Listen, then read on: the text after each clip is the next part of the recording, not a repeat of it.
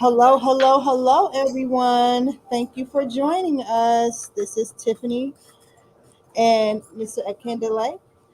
We are talking about tech and tea and tech with Tiffany on Tuesday. We're going to go ahead and get started. Move this real quick. See here. Well, hello, everyone. How's everyone doing tonight? I know y'all came to come eat, but you get a treat on top of that tonight. So Tuesdays, I host a Tech and Tuesday or Tea and Tech on Tuesday with Tiffany once a month, and here at Black Coffee. So my name is Tiffany Gamble. I am the owner and CEO and president of Gamble Tech Firm, where we inspire, educate, and empower future Black technologists. I am also the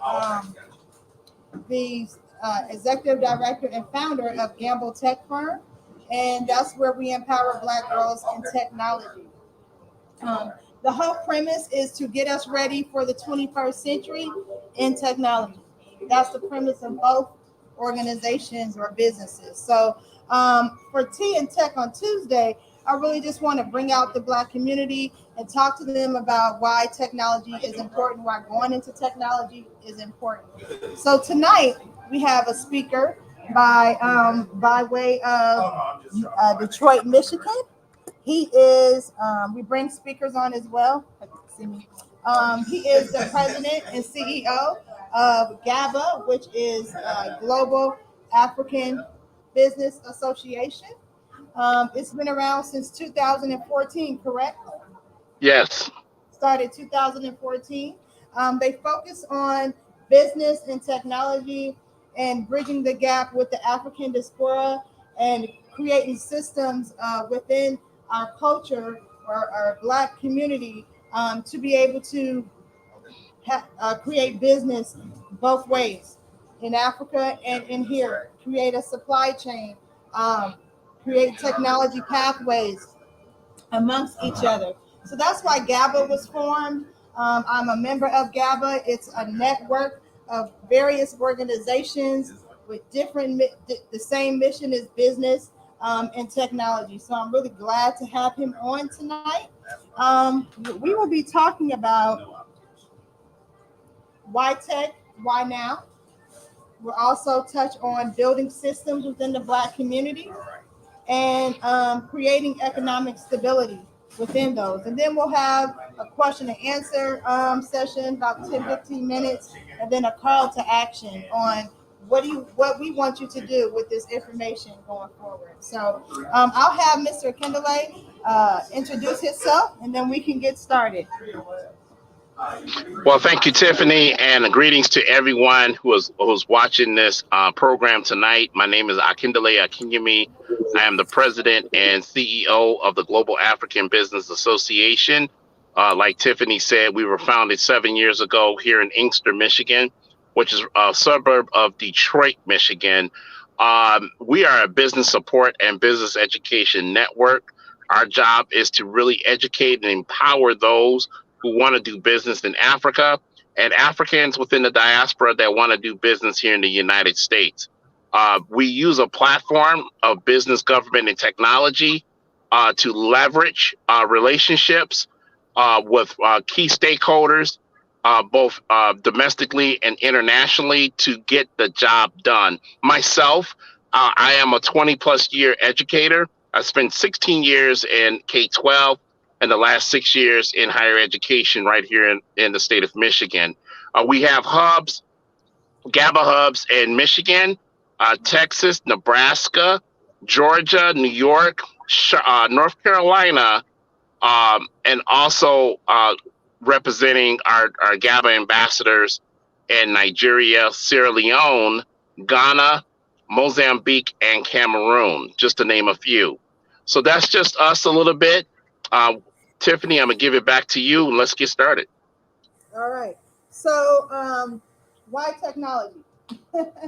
Why not is the question. So we learned in the pandemic how we can survive off of technology, right? That's correct. So now that we are a consumer, of technology. We need to be creators of what we interact with, what the tech products, all of that. We need to take ownership into what we interact with. So we need to learn this technology. We need to learn why it's here. Facebook, for example, just switched their name to Metaverse. If you know anything about that, it's really virtual reality. So they own Oculus, the VR headsets, and they want to create more virtual realities, and that's what we're going to be living by in this 21st century. So that's just one example of how we are a consumer and not a producer. What is that going to look like for us if we continue just to be the robot, be the product of technology? We're going to lose out. So we need to make sure we are heightening our skills in technology, understanding where we're going in the 21st century.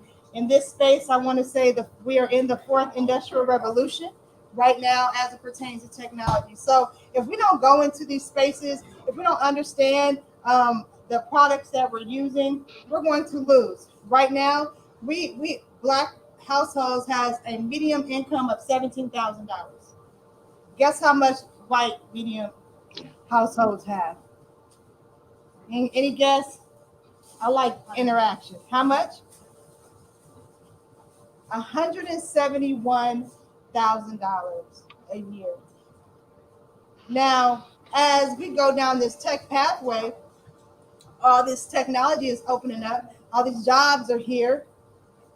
If we continue to be a producer, a consumer of technology, our median household income is going to be in the negatives in the next 5 to 10 years. So right now we have a great opportunity, a great advantage, because we have over 2.5 million jobs in technology that are unfulfilled right now. This is a great time for you to learn a skill, even entry level, to go into that market and really pull your household income up. We have to stop saying we can't do this, it's too hard. That is not true at all. At my last 10 Tech, I showed a clip from Hidden Figures. Has anyone seen the movie Hidden Figures? So the scene I shown was when all the Black women came out of the computer room and walked down the hallway. What were they called in there? They were called, Black women were called computers, were called processors. That's who we are innately. It's in our DNA to understand this technology. It is, we're scared of it because we don't want to use that left brain. But it's possible. I pivoted. I wasn't in the tech space, but I pivoted. Once I've seen the stats, how only 8% of Black people are in this tech industry, how it's less than 1% of Black women. I'm like, this is a tragedy. We built science, technology, engineering, arts, and math. Why are we not in these spaces? What is the problem? We were in those spaces. What pushed us out? Where is the disconnect? So that's why I started ELA, Emerging Ladies Academy, and Gamble Tech Firm, because I've seen the statistics, and it's ridiculous. So I pivoted. I self-taught myself. I've taken classes, working on certifications to go into this space, not just to go work in it. I'm an educator. So as I learn, I give it back to my community so we can empower each other. So you can do this work. You can pivot. There's a lot of people that I have spoken with that didn't go to school for technology, and they landed into these jobs and got one certification and kept going. And that's really the pathway to get into technology. Right now, they need us. Our cyber borders are hacked every day. We don't have enough people in that space. So this is the prime time to go into tech, to look at a career. And technology is in everything that we do. You can't name one occupation where technology does not touch it. So this is the prime time for us to get into that space. So that's why tech and why now. And I'm gonna have Mr. Kendele talk about building systems within the tech community, or building systems within the Black community. So go ahead. All right, Tiffany, thank you so much. And you mentioned building systems. Um, one of the one of the key things that's keeping us powerless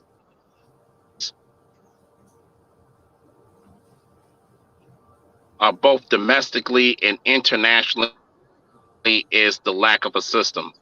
How to, it's not ours. And I'll give Business Club, Finlit. One of the things I kept hearing was, well, we can show you we educate you on how to raise your credit score. But the issue is, do Black people own Equifax, TransUnion, or Experian as consumer reporting agencies? No. And the question is no. Do they own the Fair Isaac Corporation? No, they don't. That's your FICO score. So we don't own these type of systems. So we rely on someone else to give us our credit worthiness. Now, one of the things I talk about a lot in GABA and through our networks is that the need that we have to develop our own consumer reporting system. And the reason for that is because we need to start really mobilizing to pull ourselves out of poverty. Think about it like this from this angle. You have a Black owned and operated consumer reporting agency that is collecting data. You have your own credit score that you develop. That credit score and that consumer reporting agencies partner with a Black bank. The Black bank is using that information to determine your credit worthiness if you're trying to get a mortgage or a auto loan or etc. with a Black underwriter to give you the products that you need to move forward. That's a system that we have not created in this country or anywhere. And the reason why we haven't created a system that sophisticated is because we really don't talk about it. It's the same as this, and you look at these things like a network of Black banks and Black financial institutions that we own and operate here in the United States. We are still enslaved to these three credit union companies: Experian, TransUnion, and Equifax. We are looking at another system's credit worthiness and determination on how we get loans and other type of financial products when we should be doing this within ourselves. This is this is very important. I'm just using that. I'm using one of many as an example of building a system.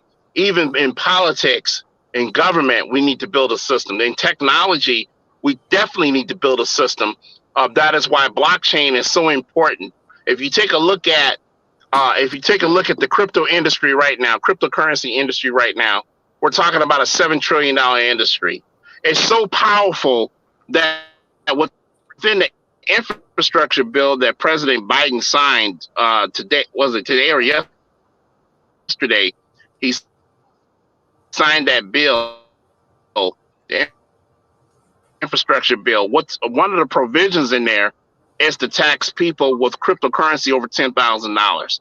No one talked about that openly. A cryptocurrency or a blockchain technology or anything like that is to create our own system. That is another means. That is another means of empowerment, another means of enhancement, and another means to put us on another level, both domestically and globally. And I'm gonna stop right there for now.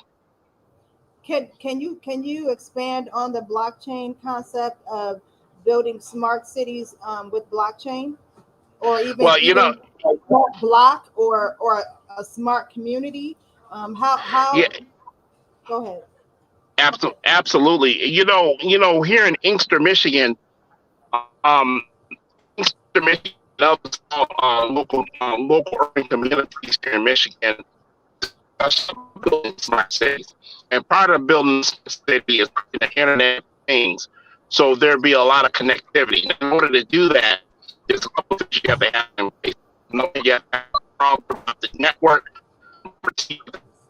network, and number three, you have to have a blockchain network. Now, blockchain, of course, everybody knows, is a digital ledger.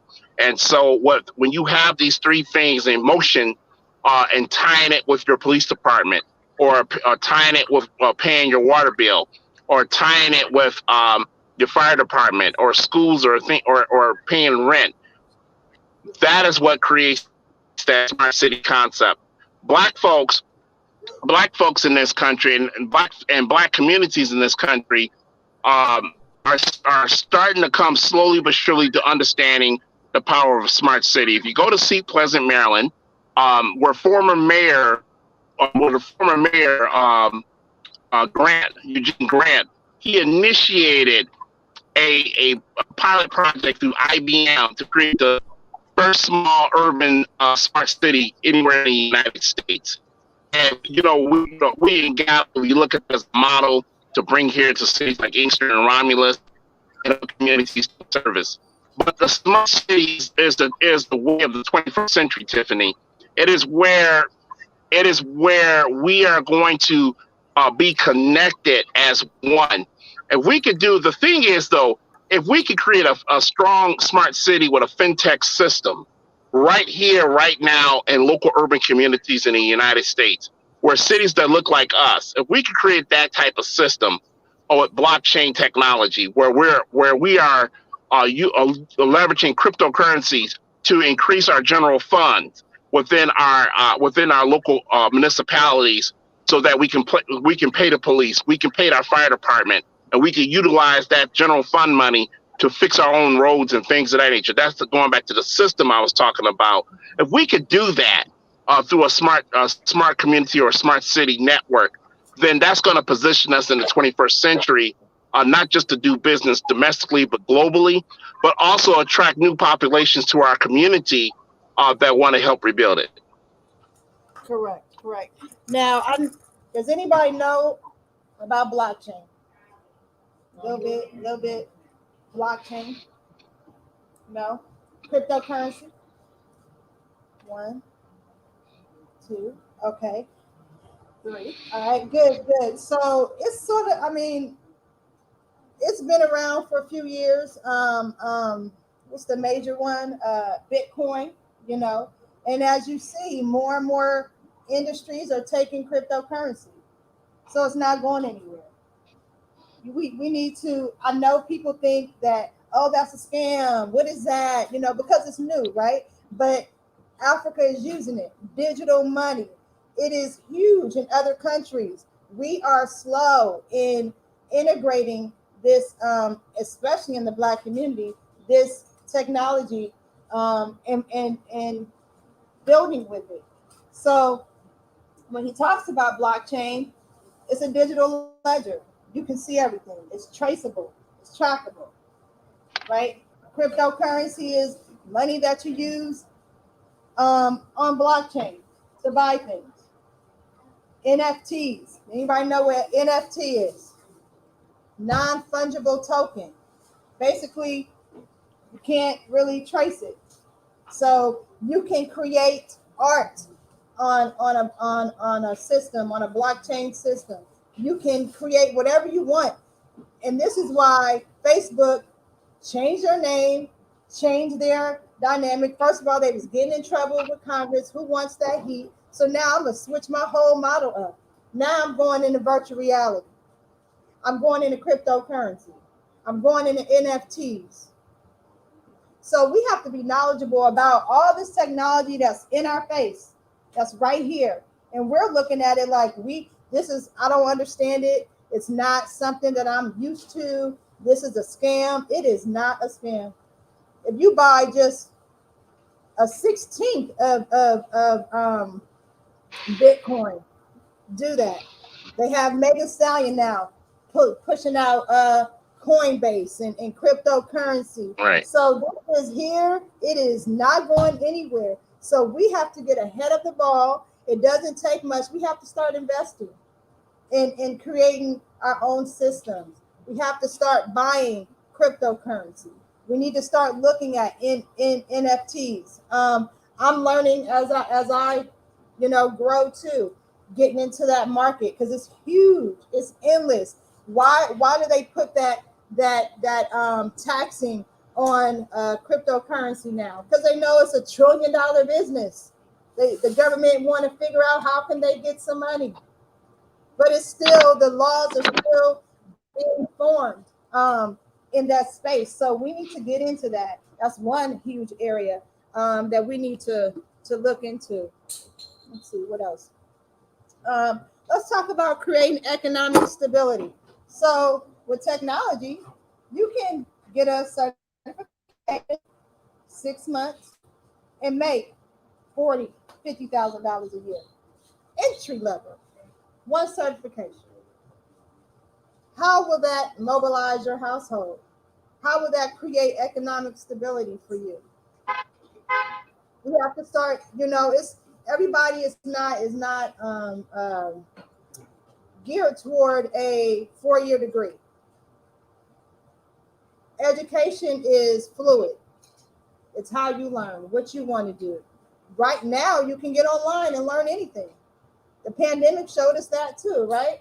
So the opportunity is endless to go into these spaces. Find something that you like to do. Figure out where technology meets that. It's centered around that. And learn the aspect on the technology end. You want to be a hairdresser? No problem. What is the equipment that you're using to be a hairdresser? How can you improve that equipment? Right? You there's an app or there's something you want to build something. There's something that you see missing. There's a problem that you want to solve. How do you go find technology to solve that problem? How do you create more income for your household? So technology is a great space to really stabilize your finances by really using brain power, that brain energy, right? We don't want to use that. We rather use our bodies to go work. No, not anymore. We're smarter than that at this point. We have to be. So, you want to? Do you want to expand on that? I can do it. Yeah, I can expand. I can definitely expand. I can definitely expand on that, Tiffany. When you're looking at economic development and the local urban community with technology, the way we look at it in the Global African Business Association is simply this: you take a city like Inkster, where Inkster is 24,000 residents. It is 6 square miles right here in the state of Michigan. It has a 35% poverty rate with a 13% unemployment rate. And so, and the economy here is pretty much dead. There's not a bank or a credit union that exists in the city of Inkster. So when you're looking at reinventing a community like this is a prime time to do so. And one of the things you can reinvent it through is through technology. You could create a cybersecurity industry right here in the city of Inkster and create wealth, not just with a tax base, but also putting people to work who don't even need a bachelor's or master's degree in cybersecurity, but just a certificate. There are artificial intelligence and cloud computing. And when you're talking about linking the wealth between a city like Inkster and sub-Saharan Africa, let's look at some of the things that Africa or some nations like Nigeria or Ghana is doing, which is producing cars. Well, we may not be able to do the car itself here in Inkster, but you can create a research development facility right in Inkster where we for young people to do things like artificial intelligence, learning, cloud computing, and cybersecurity. Those industries that need to open up to expand that. When you look at it, also, when you look at things from a zoning perspective, what municipalities you can rezone an area to be a tech zone. That's all legal. You can rezone. If you sit on a planning commission, you can rezone to become a tech zone.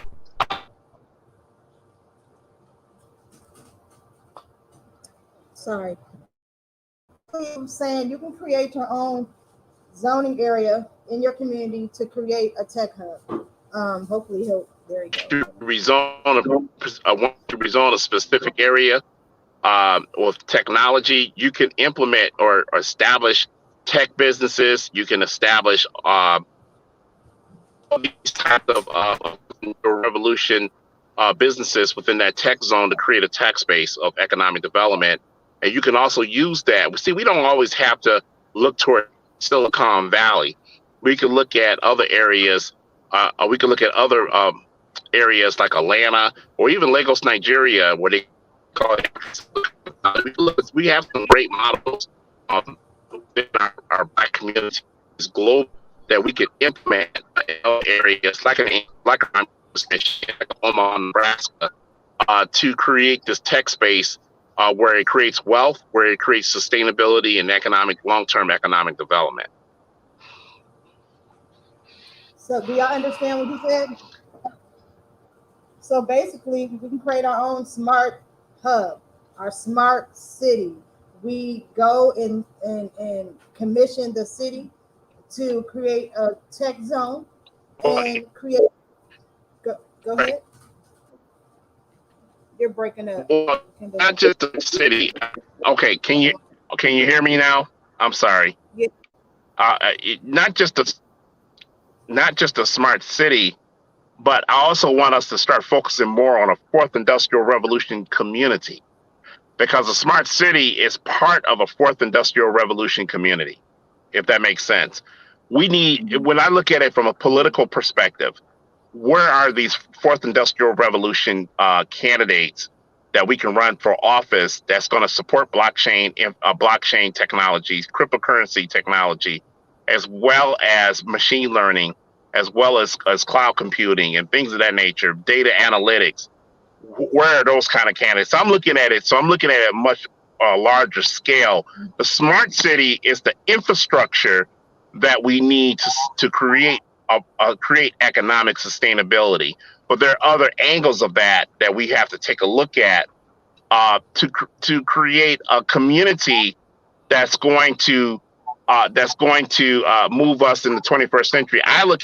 Here's an example real fast. People pay attention to school boards. Well, I pay attention to library boards. I used to sit on a library board here in Inkster, Michigan, and I helped lead an effort to build a 21st century library. Library systems play a big role, not just in smart cities, but also a big role in the fourth industrial revolution as it pertains to education.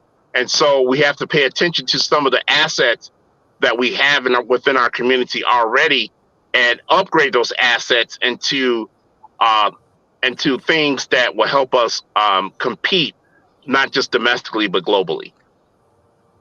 Thank you for that. No problem. Anybody have any questions so far? No questions?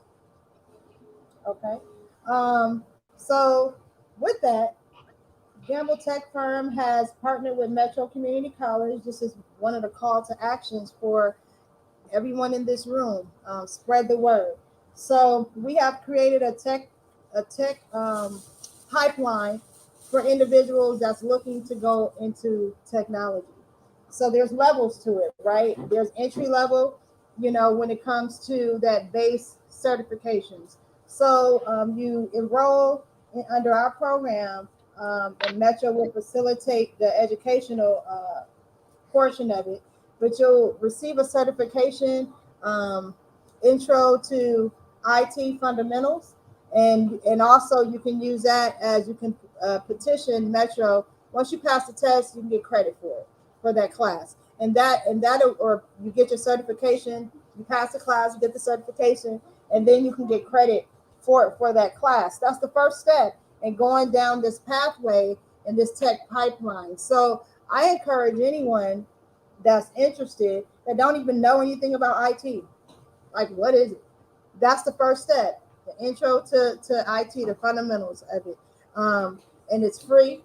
We start in January. This is a 2-year project. So we're looking at 50 people a year, 5 sessions. The sessions are 8 weeks long, a couple hours on a Saturday to really build those skills out. And then on the back end, after you complete the certification, You get another certification. We'll look for companies that are hiring in these areas. The first level of entry level positions, tech support, right? So that'll get you in the door. In some of these, you can come down. In some of these organizations or companies, I do have a few tech professionals in the midst in here. If you would like to talk about your journey going into the tech space, why you even went, what interested you in that tech space, I would love for you to. I know you're eating. Mr. Jody, would you like to talk about your experience in the tech space? Yeah. Yeah. Come on. Take your time. And he's one of my great supporters. He was a facilitator for me with Emerging Ladies Academy. So he really supports everything and understands what I am building here. Good afternoon, everyone. I've worked off and on in technology and science since really an early age. My mother was, just gonna kind of give my mother a little props right now. She was one of the first African Americans hired in a research role by the University of Nebraska system as a research tech in the early 70s. She was actually the first hired by the University of Nebraska system because the other two came with another institute that joined with UNMC in 1968 at the Cancer Institute. And from my perspective of what she went through in the early 70s, trying to enter the STEM area, science, technology, engineering, and mathematics at UNMC, it was a challenge. She dealt with many days when her coworkers would talk with her. Some of you might have experienced that in the workplace. We went in and it was dead silence all day long. It was a challenge. I can say that it's my hope and my prayer. I saw some younger folks here. They look like they moved on, that things aren't as challenging for them as when they reach the workplace. Wasn't quite as challenging for me when I started working in technology in the early 90s at a place called Managed Marketing. I was a teleservice company in town where I worked as a football I don't want to kind of paint a rosy picture that if you get a degree or training in technology, everything becomes easy, because that's just kind of when the battle starts. You've got to work hard. You've got to learn the skills. Getting that certificate is a foot in the door. It's a starting point. But for most folks, they'll tell you you'll be learning every day, learning something new and studying. The field is really too large that anyone can know everything. I haven't worked in a lot of other professions outside of the sciences and engineering, but it's constantly changing field. And one thing I learned while I was working on my graduate degree in software engineering, and as an undergraduate, you want to know, I took software engineering class. One requested modification from a client can invalidate everything you've done for the last 6 months, 9 months, or year.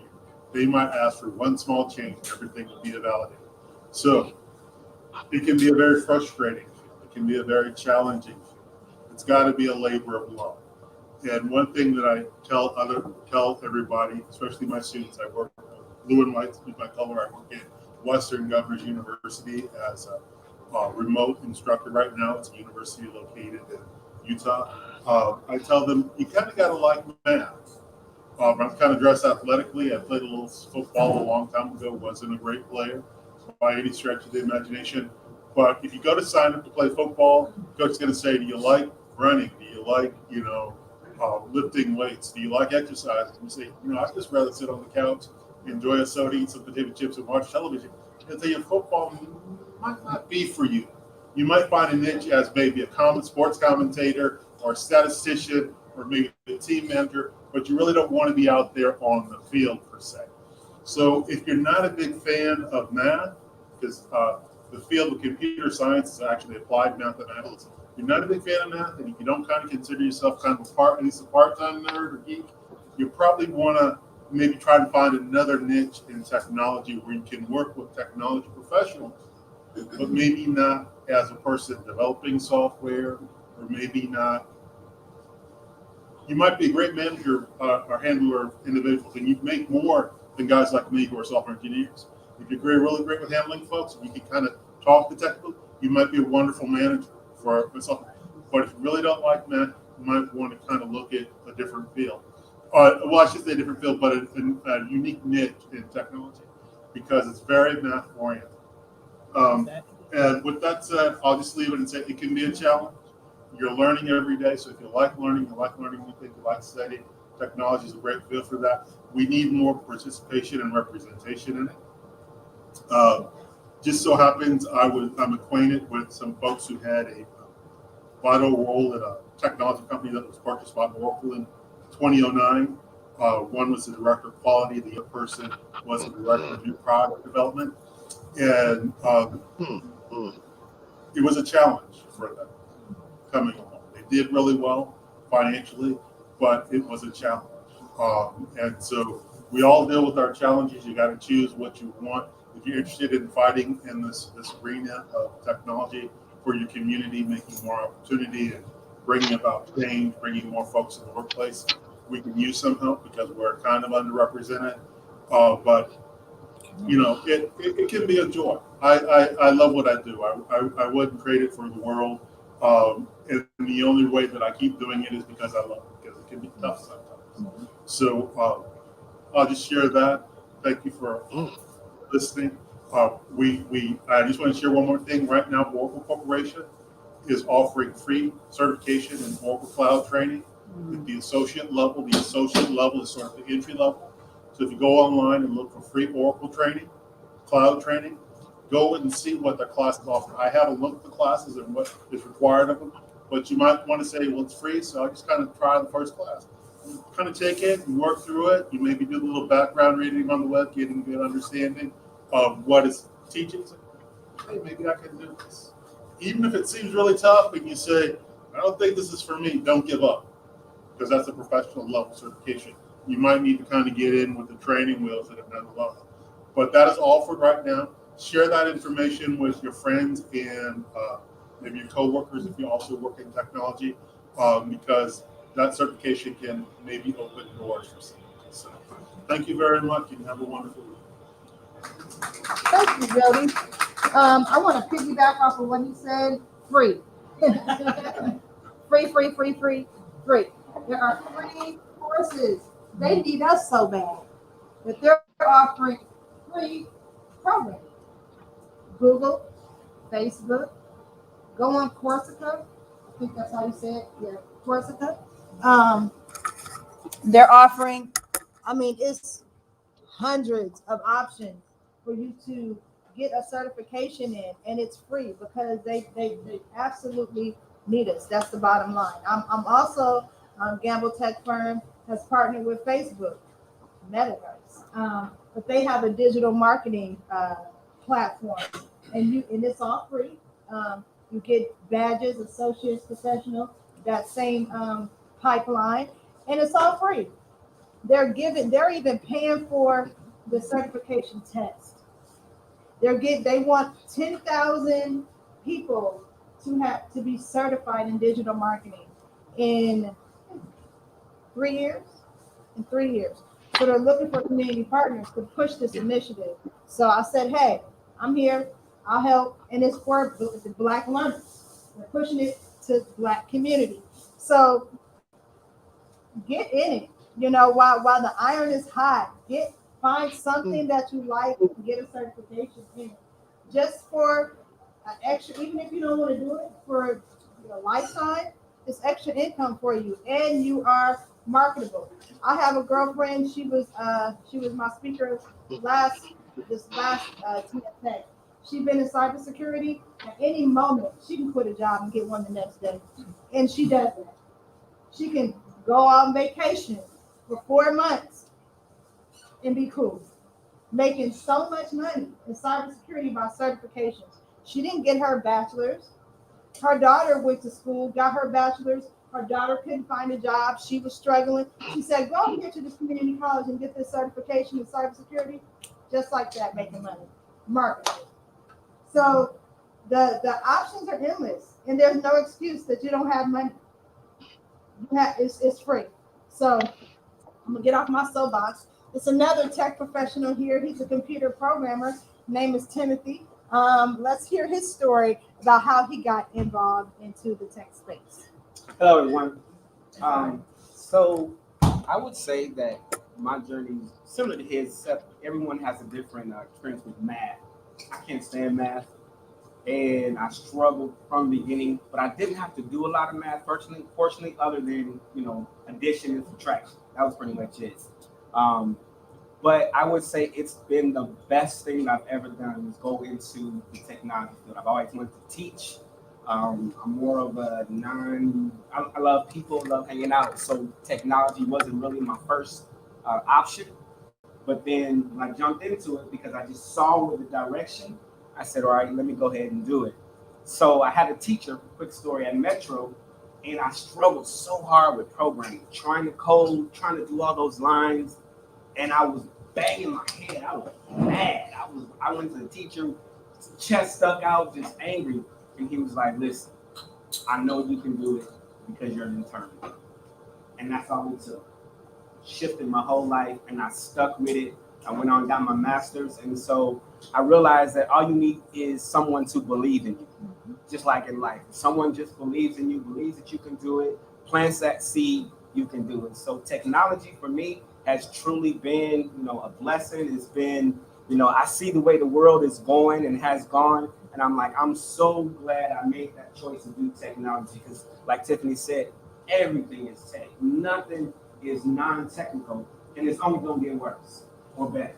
I mean, this whole everything is just going to be full of nothing but digital and technology and X's and O's and images and holograms. I mean, that's where they're taking the world. And if you know the system behind it, which you have an opportunity to do now, especially with digital marketing, that's amazing. So I would just encourage you, make that money. Go and do it. That's all I got. Thank you, Timothy. Appreciate you. He's right. It's hard. I took a class in computer programming and cried the whole time. Jody was my instructor. Jody, I cannot do this. He's like, Tiffany, yes, you can. Yes, you can. He was my tutor. Like, I'm like, I need somebody. I need some help. I'm not gonna pass this class. So this is hard, but it taught me shift your mind shift, left brain function. You have to think on a different level, and it's very analytical, very detail oriented. I quickly realized, computer programming it is not, but I like developing. So I took a web page creation class. I loved it. So you have to just don't box yourself in, play with things, take a class, get a certification. That wasn't my jam. I didn't like that. So let's pivot and go somewhere else. I love developing. That's my thing. I don't like programming at all. That's not my thing. Cybersecurity. I like cybersecurity. I like being able to lock things down. I like being able to understand how people hack into things. I like ethical hacking. That is a job, y'all. How can you break things and then secure it back? So play with technology. It's not a one-off, fit-all. It's so many areas, data analytics. I mean, just so much. Gaming for kids. That's huge. It's a huge industry in that, especially with virtual reality. I keep saying that. I need y'all to. That right there is a new. They Facebook broke us in. I'm just gonna say that we are not even understanding why they even switched it. I had to go and research. What does meta mean? What does verse mean? What is it? It's an alternative reality. So when you see people walking around with these VR headsets on, now they've taken our minds and made it a product. And we're putting it into this fake world. We're following fake influencers. Just did a post about that the other day. It's crazy. But if we're not aware, we're going to be stuck. And then we're going to look up and we're gonna be lost because one, you can't even find a job. It's that serious. Look at Walmart. I keep using that example. They got 15 lanes. How many cashiers? One cashier. Why? Because they want us to be the product and do our own self-checkout. Technology. And it's getting worse with people not wanting to work. The pandemic showed us that these companies can use automation, can use robots to do the entry-level position. So where are the entry-level positions going? The people that fix that equipment, fix the software, make new products. So we have to learn. We have to go with the flow. We're in the midst of the future. The pandemic pushed us 5 years. This stuff was already in motion, and the pandemic really pushed it out. So that's really all I have for tonight. I really want you to get into technology, take a class, come over to Gamble Tech Firm, partner with me. We create a safe space. We want it to be enjoyable. I understand from the lens of going to do something new. It may be frustrating at first, but you can do this. I learned, I didn't know anything about coding. I didn't know anything about digital marketing. I didn't know anything when I first started cybersecurity. I just started, I'm a researcher and I hate being ignorant, so I want to learn. So I just started asking people. Jody was my first contact. What is this about? How do you work with this? Let me go take a class. I had started down the pathway of getting my associate's degree, but I can't go to school and do this. But I got good experience in understanding what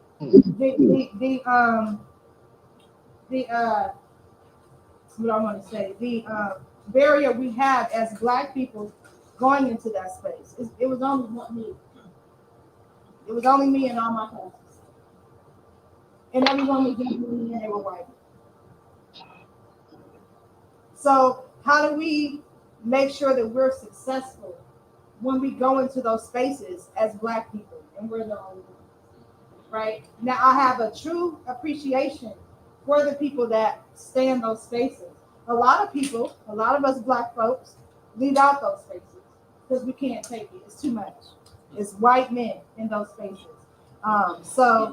But we need to be there. That's why I created Emerging Ladies Academy. We have to be resilient. We have to show up. We have to take up space. We have to use our voice. We have to. They need us more than we need them. And going with that mentality, hey, I can go somewhere else. There's companies hiring cybersecurity people all the time. It's in abundance, right? So that's really all I have for tonight. Thank you, Akindale. This is my mentor right here. I love him so much. You're very welcome. You're very welcome. Guess what today is? It's his birthday, y'all. It's his birthday. It is. Yes. I don't have a voice too much, but I would like to sing happy birthday to you. Okay. You want to do happy birthday to you. Happy birthday to you. Happy birthday, Akindale.